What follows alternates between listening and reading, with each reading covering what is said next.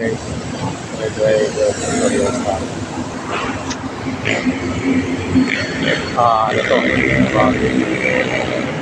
Quadrado na intersection. Diretso, kaliwa, kanan.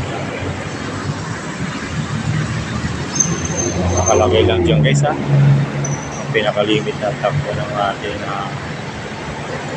paggamit ng kalsada ay 60 kph kilometer per hour.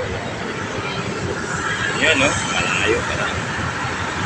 Nakita niyo naman guys kung paano naging masunurin ng mga kasama natin ngayon.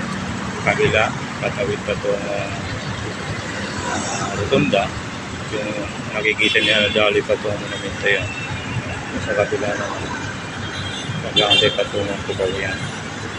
Kami, nag-aantay mga tawid na within 55 seconds. Saka lang kami tatawid. Kaya malaga po kayo sa nagar po tayo sa mga natin. Sa ating natin kasanayan ng biting galit po. Mahirap po. Sa aking kita ng biting biting galit po sila. Biting galit po sila.